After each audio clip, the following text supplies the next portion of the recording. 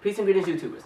Okay, so I went to the Usher URXtour tour, and I said I would do a quick review of what, happened at the show and what I thought about the show. Now, originally, I didn't plan on going to the show. Something about Usher has just never quite connected with me. And it's funny because he does everything correct. He can sing, he can dance, he has a hand in his own production. He is from the same generation of Beyonce. So someone like Usher and Beyonce had the same standard for how entertainment should be presented to an audience. So he does all that correct, but for some reason he just has never really connected with me, especially like by the time 2007 came out, I was like, Usher, yeah, who cares? So what was funny is, we had company tickets. So I was like, oh, well, I guess I am going. Okay, cool. And so I ended up getting tickets to the show, and I'm in like a decent little section, and the show gets ready to start. I get there right on time, and the first thing I notice is that there's a lot of empty seats, and I'm like, that's odd. I'm like, well, maybe it's gonna fill up later on, because like honestly, the venue was only about 85% sold out. Like on those upper levels that are usually in like the 400 sections or maybe the 500s if that arena's big enough, it was curtained off. Like the back section was like curtained off. I'm like, oh damn, I shouldn't even sell this place out. And it shocked me because DC is a very supportive city of R&B artists. Like if you are an R&B/pop entertainer and you perform at a venue that matches your caliber of success as an entertainer, usually you sell out that venue or you come very, very close. Like even when I went to Janice Rock With You tour, even though that tour wasn't really doing as good as it could have, the DC Verizon Center show, that show, if it wasn't sold out, it must have been 2 or 3 seats not sold, because there wasn't a single empty seat up in there when I looked. But like usually DC is very supportive, and so many people come here as R&B artists because they know that they can get that support. So I was very shocked that not a lot of people were there. I mean, there was still a lot of people, but it was, seeing that Usher normally sells out on arena tours, I was kind of shocked to see that there were so many empty seats. And I think that just goes back to the fact that Usher at the moment doesn't have a hit out. I mean, Good Kisser was great for the R&B charts, but on the pop charts, it didn't really do a lot. And the Robin Thicke sounding song with the Honey Nut Cheerios commercial never really did much. But, and I just think it's like career suicide to go on a big arena tour if you don't have a hit or a hit album out. I know Beyonce did it with the Miss Carter tour, but that was because she was coming off the wave of the Super Bowl. So, smart politics. So I feel maybe Usher should have waited until his album actually came out and they had his promotion and his team had his stuff together before he came out, and maybe it would have been more full, but oh well. Anyway, back to the show. So they bring out, well, first they had a DJ playing music, and we're all partying with the DJ, yeah, cool, awesome. And then they start setting up for August Alsina, who's the opening act. Now, August Alsina is somebody I'm not too crazy over. When I saw him at BET Awards, I'm like, oh, what a respectable guy. He went up there, he thanked Jesus, cool. He cried because he won an award. He seems humble. Maybe he's not as terrible as I thought he was. Okay, cool. So I'm like, I'm going to be as unbiased as possible. And I'm going to watch August Alsina, and I'm going to try to enjoy the show. Even though August Alsina is not my type of entertainer, and there's not much that he can do for me that will keep me entertained. So I'm like, cool, I'm going to watch this. August gets on that stage. And the sound system is already screwed up for his set. The DJ set was fine. Everything was fine. Music was great. His sound system, I don't know what they did, but it was just painful to sit through because it's just blaring bass. Like, that's the bass all night. And I'm on the side with the speaker, like, in my face. And that's just what it sounds like the whole time. And he had a 3-piece band, which I was shocked at, because usually a lot of times when you're the opening act, you don't get a band. So I was like, okay, kudos to August. He has a 3-piece band, or a 4-piece band. So he has a band. He also has the dancers. Now, the dancers I was not a fan of. It was 2 women, and they just looked like strippers. They had these little hooker outfits on, butt cheeks hanging out. They're dropping and putting it in the split and bouncing on it and doing all this real nasty-ass, trashy hood rat stuff. And it's also funny because,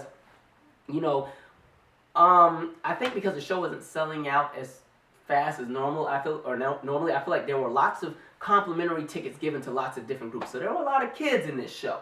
So you got August Alsina up there, and he's doing this show, and I just felt that his set was very tacky, unfortunately. Like, I was trying to give him the benefit of the doubt, because musically, his music isn't bad, but I've never been a fan of the content of what he sings about. He's in the same boat as The Dream with me. Like, I'm a huge fan of The Dream. I love his production because he has such a good ear for music.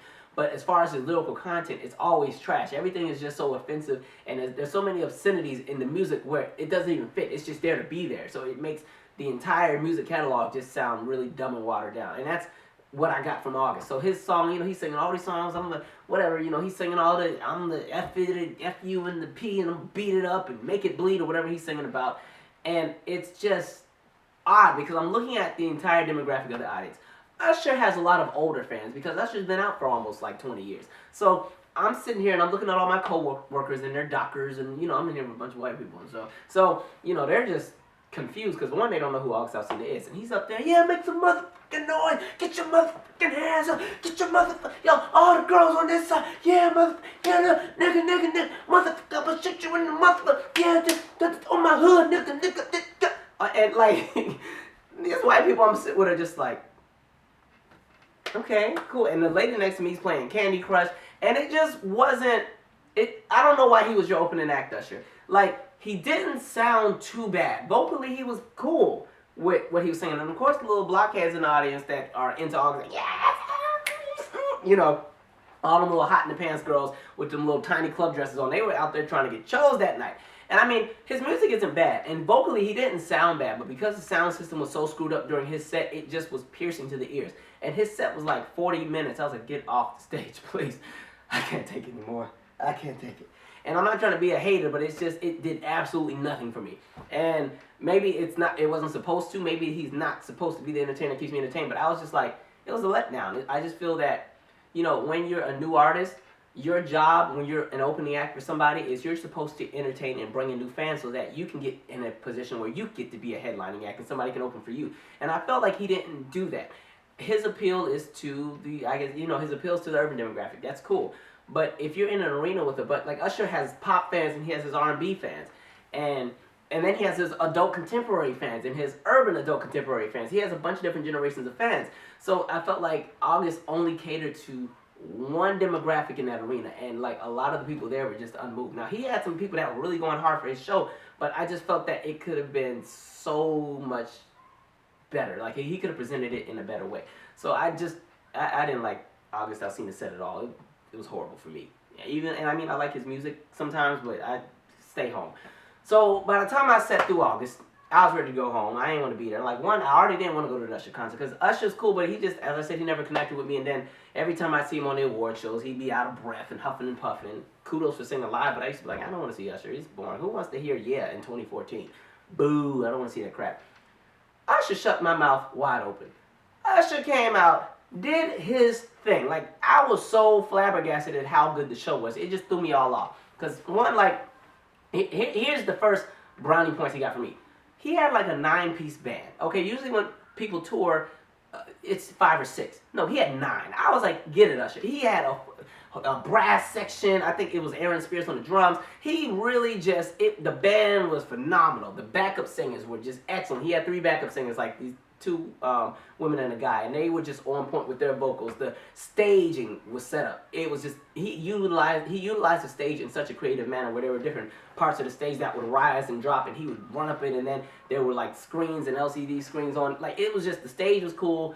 Everything was just so well put together visually. Visually, if you don't like his music, if you're unfazed, you could have just sat and watched the stage change color and do all the things and stuff go up and go down and smoke and fire and pyrotechnics and lasers. You could just sit there and look at the stage and be entertained. Musically, it was well put together. His voice was on point. Normally, I can't stand watching Usher on these award shows because he always sounds just terrible. Not terrible, but because he sings live and he's going to do a lot of dancing, he's winded and pitchy. I'm like, I don't want to hear that. Like, y'all remember how he sounded when he sang Burn at the BET Awards after he just performed Yeah? I was like, I don't want to hear that. No, this show, his vocals were on point, and he wasn't lip syncing. Like, because coming from my Janet Stanism and the school of lip sync, I know when somebody's not singing live. You can hear when the feeds change, or whatever. But he, like, literally, I will say at least 95% of that show was live. There was a portion where he also had a DJ, where the DJ did like a throwback session, and we were just kind of he was kind of having you reminisce about some of his older hits. That was when he wasn't really singing and it was just playback. But I mean, cool, that's fine. But no, he was singing live, and his vocals were good. Like, he must have been in training with a vocal coach before the tour, and he must have really been exercising and everything, because that lung capacity was on point. And the choreography, he was smart with his dancing. He was still dancing very hard, but he had his choreography set up where it wasn't doing too much to the point where you're going to sound terrible singing live.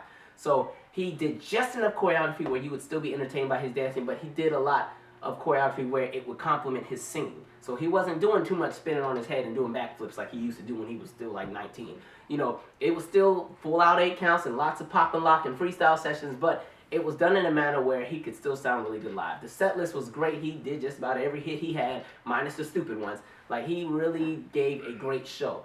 And it made me feel bad that people weren't in the audience. And I'm like, it goes back to, I wish he would have, done this tour maybe when the album came out, or maybe once he finally has a hit again. I feel more people would have been in the seats. But it was a really, really great show.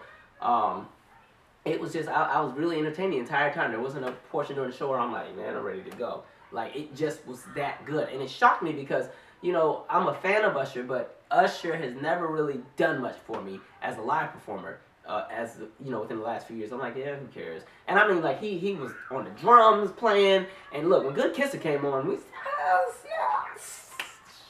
And look, by the time he got to singing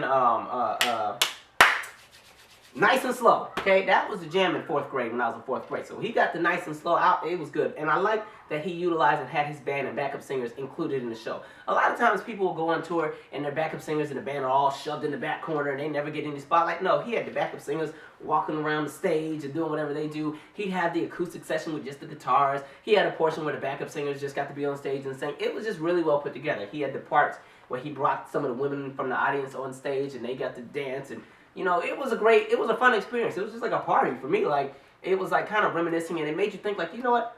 Usher does have a lot of hits. Like, Usher kind of used to do it back in the day.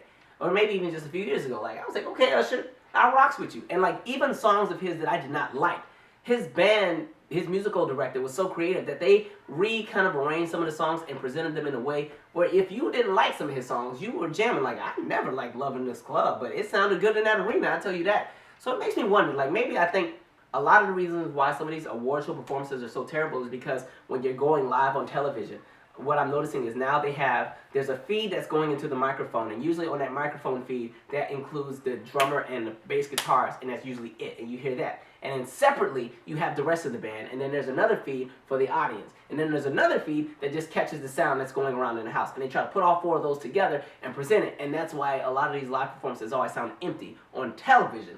So I'm like, I'm sure if this same concert was on DVD, it would sound different. Because when I watched Usher's London show for the, it was the Raymond vs. Raymond tour, I was like, this is cool, but yeah.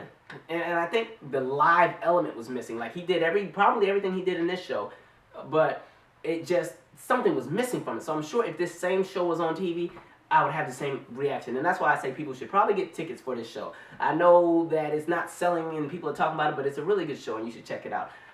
Hopefully August Alsina, maybe it was just me, and maybe I'm just doing the most, but yeah, August would not be an opening act for me. I'm sorry. Just call Luke James up. Call him up. Nobody's buying his album, and I feel like he needs a fair shot too. So Luke James, hey, call up Usher, see if you can get on this tour. My advice to August Alsina is that you're going to have to appeal to everybody. You're going to have to work on your delivery and how you present yourself. And I think this just goes back to people not having A&R anymore. You just sign these artists and you let them go out there and do whatever they want to do. Selling sex only gets you so far.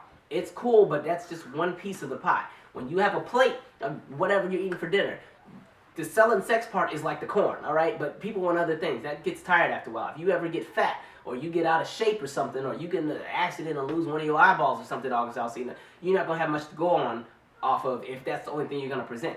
Which is why it's like Usher was so well-rounded in this. Yeah, he could do the whole sex appeal thing, but he could sing, he could dance, he could stop and talk to the audience and not cuss the audience out and make everybody feel comfortable. It was just amazing to see how the energy in that arena shifted when he came on that stage. And it wasn't just because it was Usher, but it was because the show was just that good. So coming as somebody who's not even a big Usher fan, I was excited about the show and I was inspired. And I'm like, usually if you weren't an entertainer in the 80s and the early 90s and I didn't grow up on you like that, there's nothing you can do for me. But Usher shut my mouth wide open. So Usher, great show. I would give his show probably an 8 out of 10. If August wasn't the opening act, I probably would give him like a 9.5. It was a really great show. Honestly, I enjoyed his show more than Beyonce's Miss Carter show, because the Miss Carter show I went to, she was half tired and cut half the songs out the set list and didn't do the song I wanted her to do. All right? But I will definitely put his show in my top 10 shows I've been to. And that includes shows by some of the other Jacksons. But yeah, so that's my 2 cents. If you go to the show, tell me what you think about it. I didn't want to give spoilers about what happens in the show because some people don't like to hear that. So yeah, share your 2 cents. Hopefully you get tickets to the show. Usher, I wish you well. August Alsina, I hope you do some growth. I'm out.